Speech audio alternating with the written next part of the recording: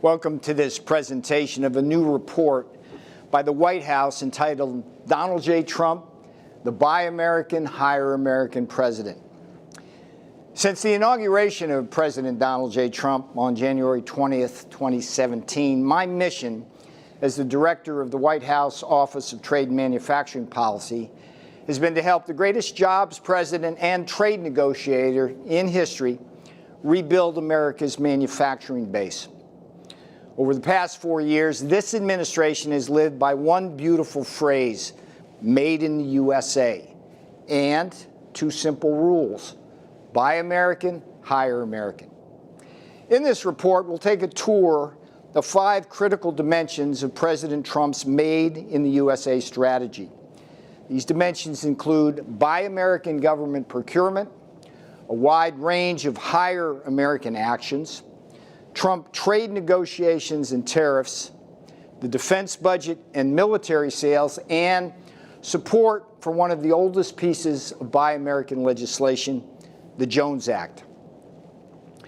Actions across these 5 Made in the USA dimensions have helped create thousands of new American jobs while increasing wages and the quality of life of blue-collar Americans.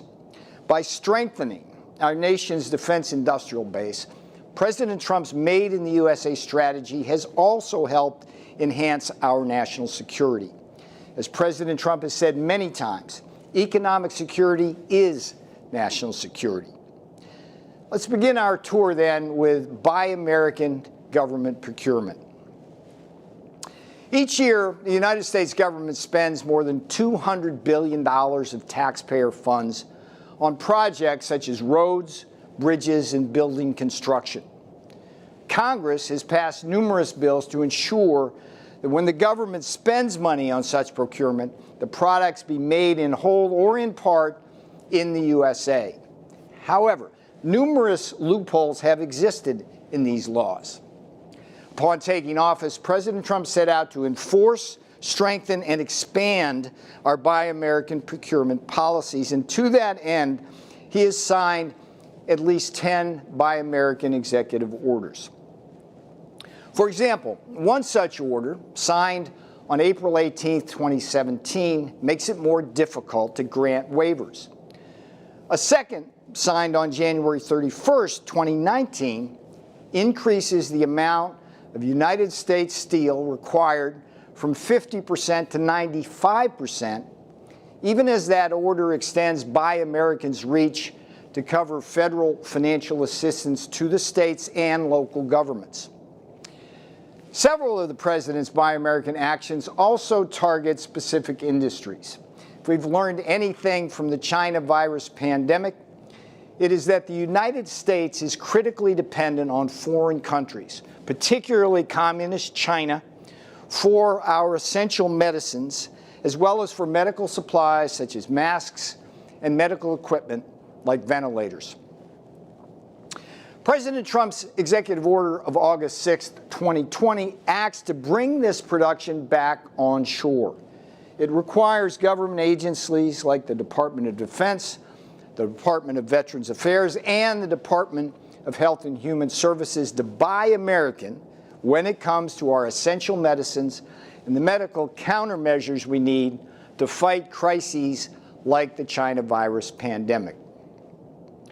A May 1st, 2020 presidential order addresses a different set of offshoring risks. It prevents strategic opponents like communist China from selling bulk power equipment to the U.S. Such equipment might be compromised by Chinese malware or corrupted components, thereby putting our national electricity grid at risk.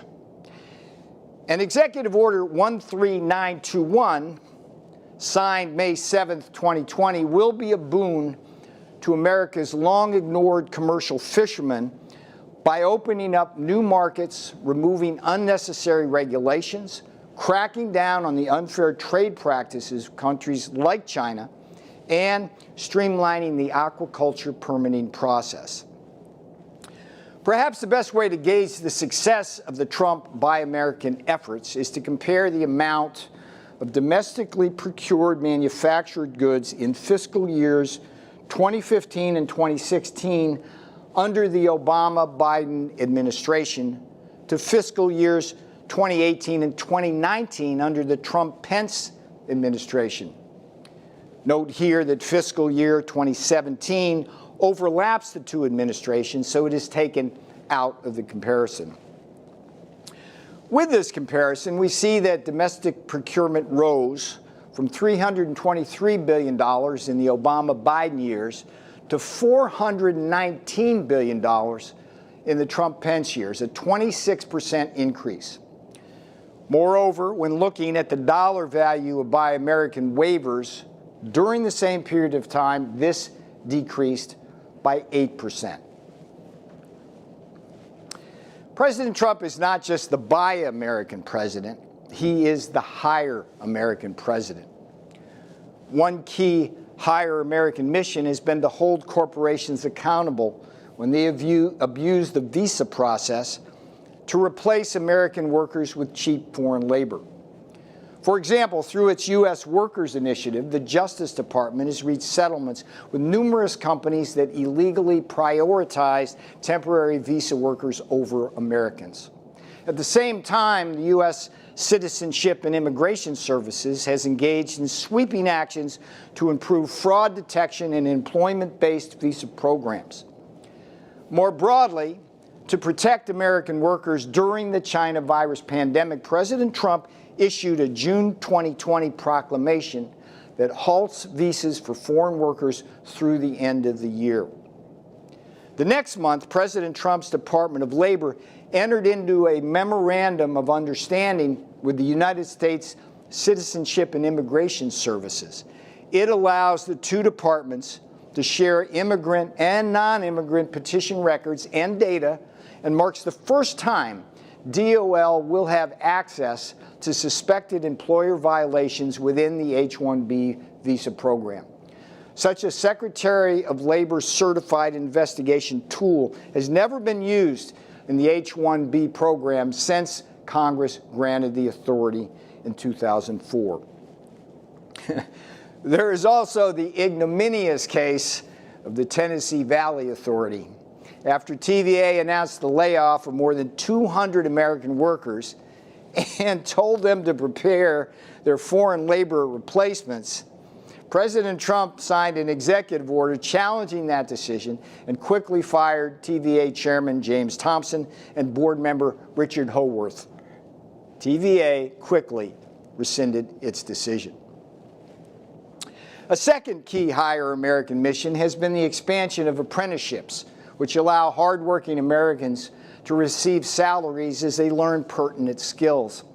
Since President Trump signed a June 2017 executive order and made available $183 million in additional funding for apprenticeships, the Department of Labor has registered nearly 816,000 people entering apprenticeship programs. In July of 2018, President Trump also established the National Council for the American Worker to create a national strategy for worker training and retraining across high-demand industries.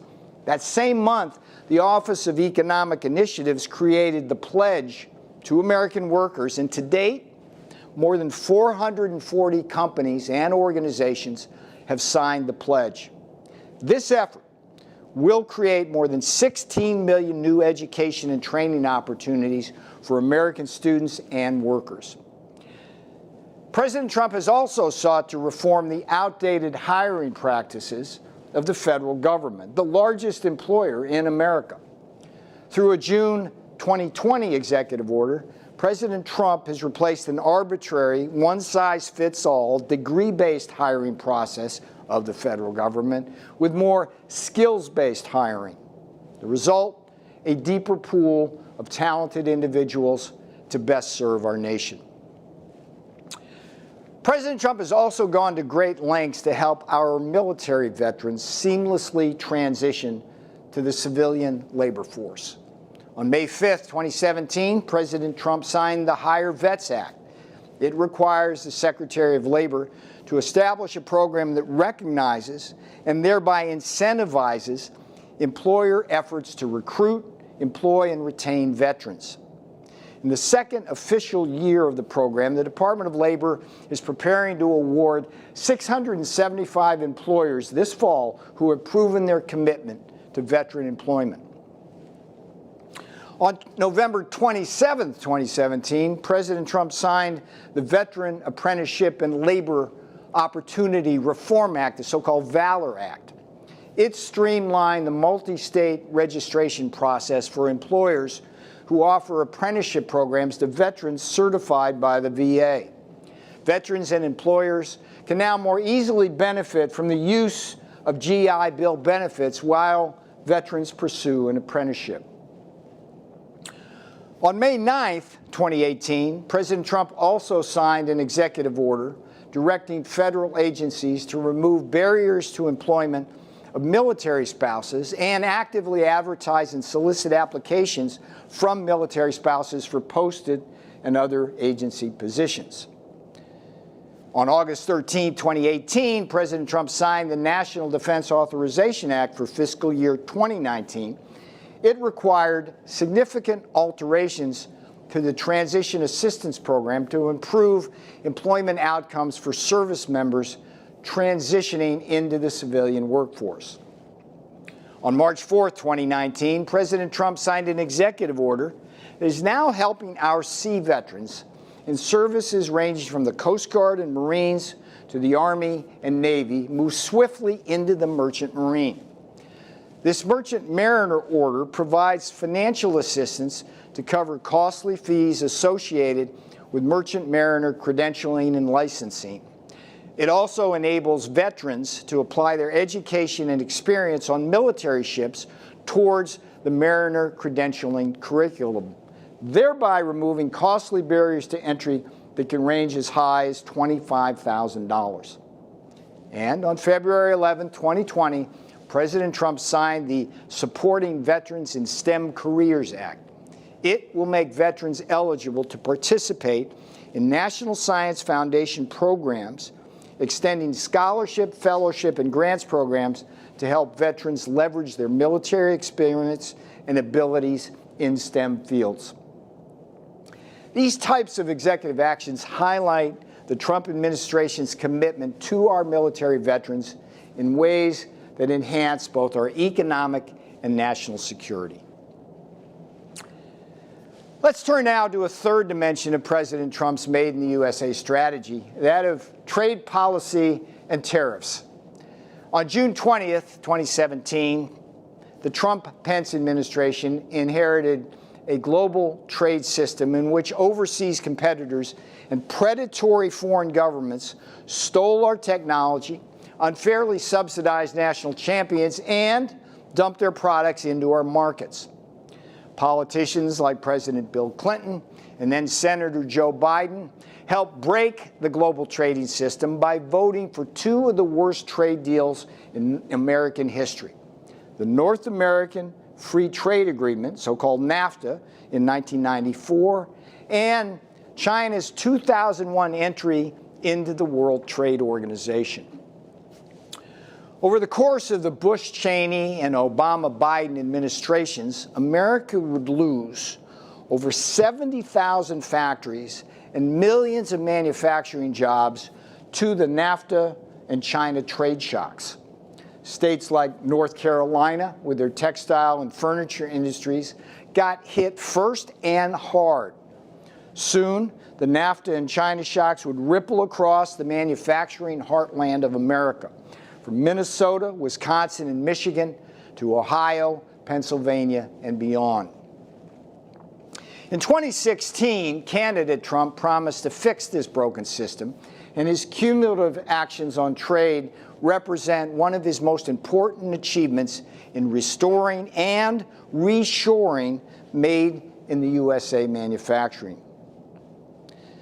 On the trade policy front, President Trump has successfully renegotiated NAFTA, put into place a Phase 1 agreement with China, successfully renegotiated a horrific 2011 South Korean deal, signed a Japan deal, and withdrew from the Trans-Pacific Partnership.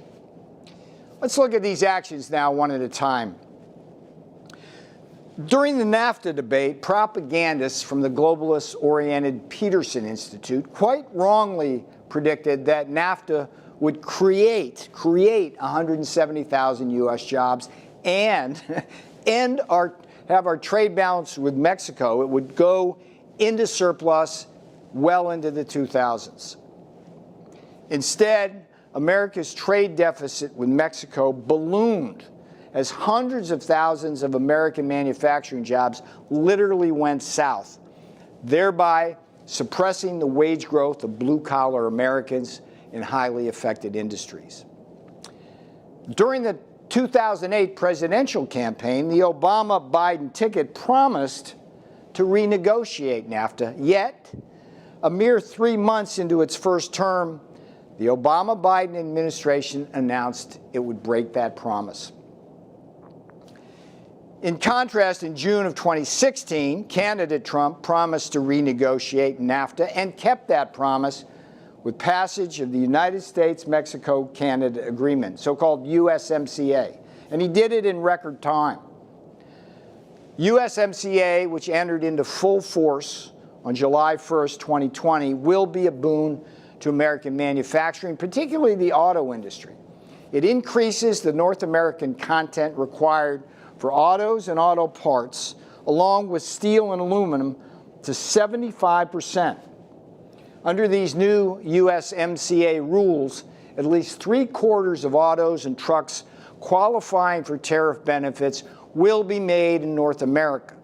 And much of this production will be made in the USA because of tough labor and environmental provisions imposed on Mexico.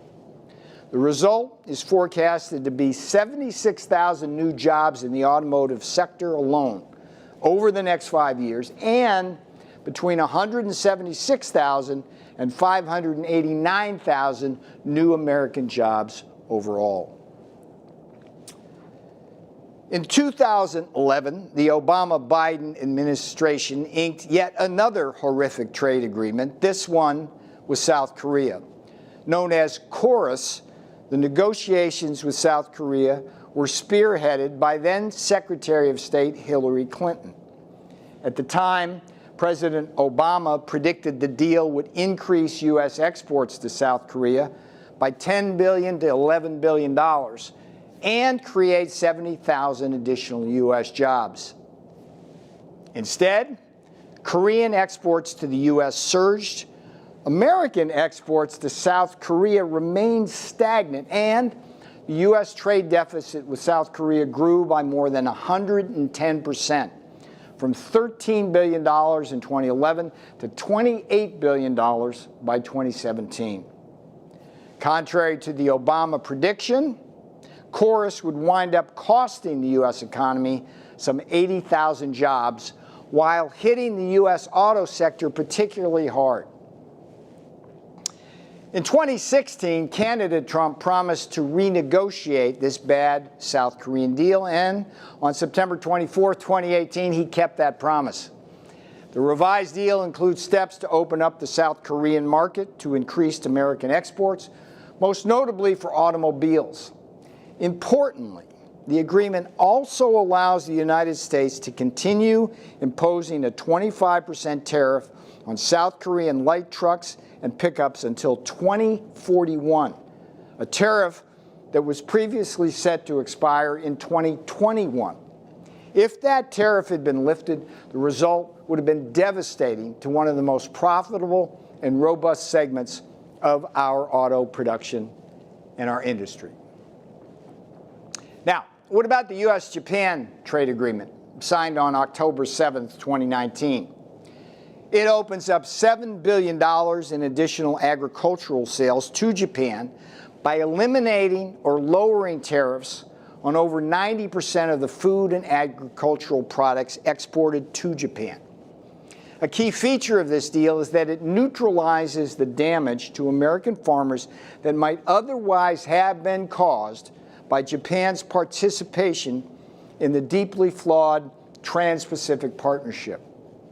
Here, it may truly be said that sometimes the best trade deal is the one you never signed to begin with. In 2016, candidate Trump promised to withdraw from TPP negotiations. This bad deal for America was widely marketed by the globalist elites as a strategic counterweight to Communist China's influence in Asia. However, President Trump very clearly understood that the TPP would have required the U.S. to turn over much of its auto and auto parts sectors to Japan and Vietnam, among other nations, in exchange for undefined and uncertain alleged strategic benefits in the region. That proposed sacrifice of America's auto industry on the altar of national security was a deal breaker. As President Trump has said, any nation that trades away its prosperity for security will end up losing both. By withdrawing from TPP on his first business day in office, President Trump both kept another campaign promise and averted what would have been a terrible economic tragedy. Let's turn now to one of the most critical elements of President Trump's Made in the USA strategy, the use of tariffs to defend American workers from the unfair trading practices of foreign competitors. And let's start with steel and aluminum tariffs. Steel and aluminum together represent the backbone of our bridges, buildings, and public infrastructure. They are most central elements of the ships, planes, missiles, bombs, and combat vehicles we need to fight back against strategic opponents like China, Russia, and Iran. Both steel and aluminum are also crucial to the construction of the office buildings and homes where we work and live. In March of 2018, President Trump imposed a 25% tariff on steel imports and a 10% tariff on aluminum imports. With these actions and the wave of investment that they have triggered, the president put an abrupt end to the corrosive decline of our steel and aluminum industries that occurred over the 8 years of the Obama-Biden administration. During this previous administration, steel imports as a percent of total U.S. consumption rose from 22.7% in 2009 to 30.1% in 2016. As of the end of 2019, that percentage had fallen to 24.5%. And through the first 6 months of 2020, we've gotten that down further to 21.8%. Similarly, America's reliance on imported aluminum rose significantly under the Obama-Biden administration. Just from 2015 to 2016, aluminum imports as a share of total U.S. consumption jumped from 41% to 53%. While this trend continued into 2017 as the Trump administration's Department of Commerce laid the legal groundwork to impose national security tariffs, the 2018 tariffs ultimately led to a significant drop in American import reliance for aluminum as well, from 59% in 2017 to 22% in 2019. It's not just that the president's tariffs have reduced job-killing imports in our steel and aluminum industries. These tariffs have also helped induce an unprecedented wave of new investment. All told, since the imposition of tariffs, steel companies have announced more than 29 additional new projects or expansions, totaling more than $9.5 billion. Aluminum companies have also announced at least 37 additional new projects or expansions, totaling more than $4.8 billion. Collectively, these investments will directly create over 4,000 new good-paying jobs. President Trump has also used tariffs to combat Communist China's economic aggression and 7 deadly sins against American workers. These sins range from cyber intrusions by Chinese government officials to steal American business secrets, intellectual property theft, and forced technology transfer, to the dumping of products below cost into our markets, the abuse of state-owned enterprises to bully American companies, and a long history of currency manipulation. In July of 2018, under the authority of Section 301 of the Trade Act of 1974, President Donald Trump signed a memorandum instructing the United States Trade Representative to begin imposing tariffs on China. Today, these tariffs cover more than $360 billion worth of Chinese products and have delivered over $60 billion in revenues to the U.S. Treasury. As these tariffs were imposed over 15 months, globalist critics and pundits wrung their hands over the supposed negative effects. Instead, the U.S. economy continued to strengthen, and after reaching a peak in October of 2018, America's trade deficit with China has been declining. Under pressure from the Trump tariffs, Communist China also signed a Phase 1 trade deal on January 15, 2020. Besides agreeing to substantive structural changes in the areas of intellectual property theft, forced technology transfer, and currency manipulation, China agreed to significantly increase its purchases of American products and services by at least $200 billion. To date, China has made historic purchases of corn, soybeans, pork, beef, and chicken. Next, we turn to the President's use of Section 201 tariffs to protect the American solar and washing machine industries. From 2012 to 2016, Communist China significantly increased its illegal dumping of solar panels and modules into the U.S. market. As Chinese imports soared by 500%, prices fell by 60%, and U.S. solar production fell precipitously. By 2017, at least 25 U.S. solar panel and module manufacturers were shut down by this Chinese predation. In May of 2017, the U.S. solar industry fought back as Suniva and SolarWorld, two domestic manufacturers, filed a petition to the United States International Trade Commission for relief. After this ITC court ruled in their favor, President Trump approved tariffs on $8.5 billion worth of solar panel imports, resulting in the creation of over 2,600 U.S. jobs across 8 factories and the preservation of 1,750 jobs across 5 factories. In addition, the U.S. is now home to the 2 largest solar manufacturers in the Western Hemisphere. A similar scenario played out in the manufacture of washing machines. After years of fighting the illegal dumping of Korean manufacturers LG and Samsung, America's Whirlpool Corporation won its own case at the ITC. In response, President Trump levied tariffs on $1.8 billion worth of foreign-made washing machines. As a result, Whirlpool has invested millions of additional dollars in its domestic manufacturing facilities, and the so-called Pride of Clyde, Ohio, and additional Whirlpool facilities are booming.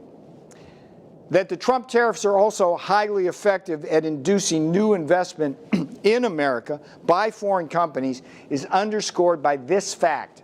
After the ITC ruling, LG and Samsung both invested in large manufacturing facilities in Newberry, South Carolina, and Clarksville, Tennessee.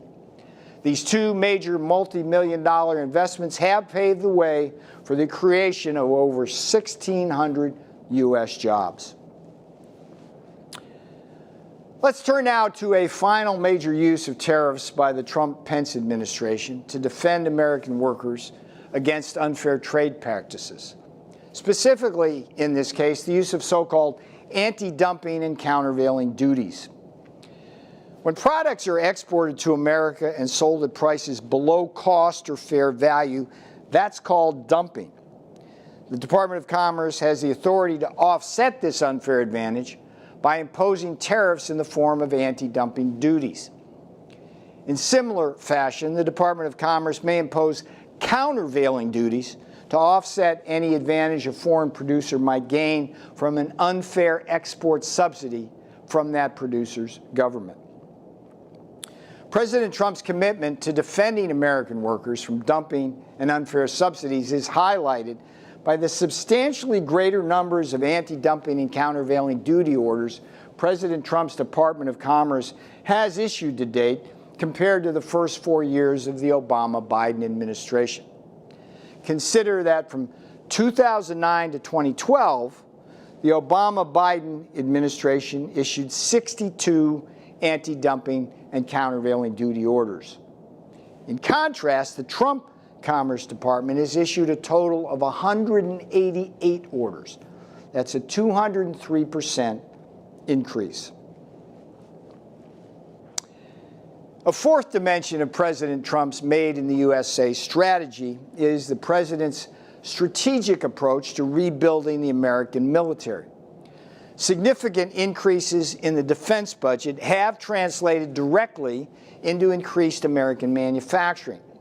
This is because much of the production of America's defense industry follows very strict Buy American rules. At the same time, President Trump's new, more proactive approach to foreign military sales to our strategic allies and partners has yielded critical economic and national security benefits. On the defense budget front, the Obama-Biden administration presided over one of the most destructive and sustained cuts in America's defense budget in our long history. In 2010, that defense budget was $690 billion per year. By 2016, it had fallen 16% to $580 billion per year. This precipitous drop in defense spending not only delivered a harsh blow to the U.S. economy and the integrity of our defense industrial base, it also resulted in deferred maintenance, cutbacks in flying hours, steaming hours, and other military training, and a broader and significant deterioration in America's combat readiness. From the day he took office, President Trump has led the effort to increase defense spending, and America's defense budget now tops more than $700 billion per year. This increased defense spending has had a powerful macroeconomic effect in stimulating jobs and growth. For example, the Council of Economic Advisors estimates that the Trump defense budget hikes have supported over 1.1 million jobs. They may have a total economic effect as large as about a quarter point of GDP growth in each fiscal year. At the microeconomic level, these positive economic benefits are also visible in very real prosperity through strength success stories across America's manufacturing heartland. Consider, for example, the Lima Army tank plant in Ohio. The Obama-Biden administration all but shuttered that plant. It was down to producing just 3 M1 Abrams tanks per month in 2016 and employing just 425 people. President Trump infused an additional $6.6 billion into the facility, a 167% increase from the Obama-Biden years, and the plant is now producing 34 tanks per month with over 1,000 employees. Today, as a result of the Trump-Pence defense budget hikes, we are seeing similar combat vehicle success stories in manufacturing strongholds like Oshkosh, Wisconsin, and York, Pennsylvania. Consider, too, the Fincantieri Marine Shipyard in Marinette, Wisconsin. It was facing a dim and uncertain future until it was recently awarded a contract for the first new major shipbuilding program the Navy has begun in more than a decade. The Wisconsin shipyard will be building FFGX guided missile frigates and littoral combat ships for years to come, while supporting at least 15,000 new jobs. A similar success story has unfolded at the Philadelphia shipyard, which was down to a mere 80 employees at the end of the Obama-Biden administration. By working with the shipyard management and labor representatives, the Trump-Pence team was able to dramatically increase the amount of activity at the yard in both repair work and new ship construction. And the future of the Philly shipyard looks bright. The yard should be operating at full industrial capacity through at least 2024, while providing jobs to over 1,000 workers at the yard and thousands more across Pennsylvania and beyond. And thanks to President Trump's investment of nearly $20 billion, Bath Iron Works, Maine's leading shipbuilder with over 6,000 employees, is proudly building the new Zumwalt-class destroyers and Arleigh Burke-class destroyers. It's not just that the Trump-Pence administration has significantly increased construction of the many defense systems we need to protect America and its military forces from foreign adversaries. President Trump has also prioritized increased foreign military sales to our strategic allies and partners. This particular part of President Trump's Made in the USA strategy represents one of the purest expressions of his maxim that economic security is national security. On the economic security front, the sale of items like the M-Run Abrams tank, F-16 fighter jet, and THAAD missile defense system supports tens of thousands of manufacturing jobs and supply chains across America.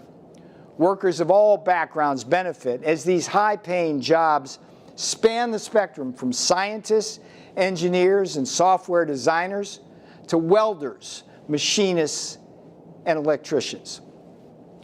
On the national security front, every foreign military sale strengthens our alliances and partnerships while often reducing the need for American boots on the ground in foreign lands. At the same time, by sharing American technology, training, and equipment, we improve military interoperability across friendly nations and facilitate collaboration at the highest levels.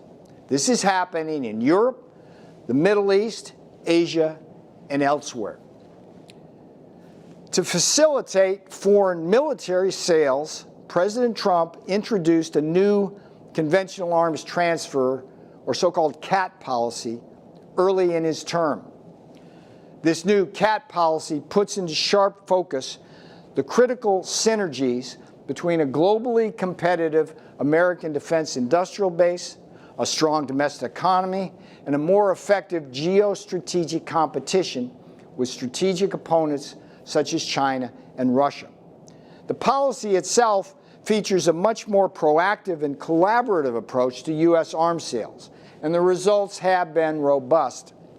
In fiscal year 2018 alone, the value of foreign military sales cases implemented by the Defense Security Cooperation Agency rose 33% to $56 billion as 1,700 FMS cases were closed. That's a 42% increase from the previous year. Over fiscal years 2018 and 2019, FMS totaled $111 billion. This represents a 38% increase over the last two complete fiscal years of the Obama-Biden administration and provides an incremental addition to America's workforce of more than 130,000 jobs. At a more granular level, the sale, for example, of F-16 fighter jets to countries like Bulgaria, Morocco, Slovakia, and Taiwan have helped support the opening of a new F-16 production line in Greenville, South Carolina, and the creation of more than 400 new good-paying jobs. Of course, what happens in Greenville with the F-16 won't stay in Greenville. F-16 production supports over 16,000 jobs across 41 states. Let's end this report with a brief discussion of one of America's oldest pieces of Buy American legislation, the Jones Act.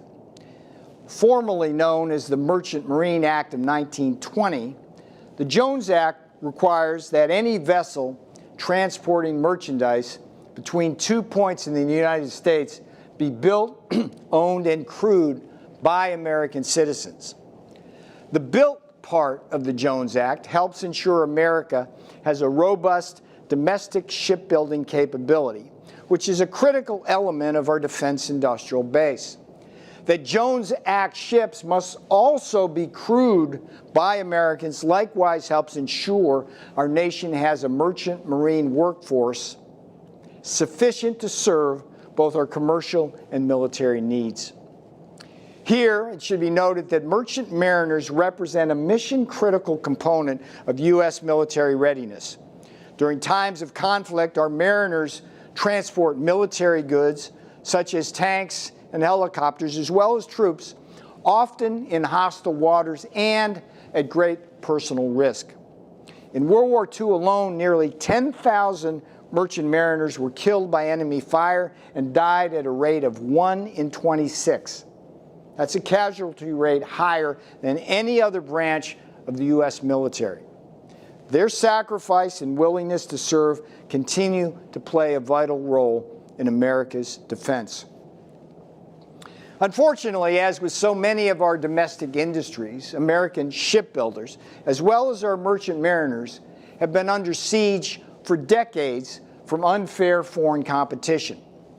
Countries such as China, South Korea, and Japan rely on cheap labor, unfair subsidies, state-backed loans, or a potent and predatory combination of all of these mercantilist tools.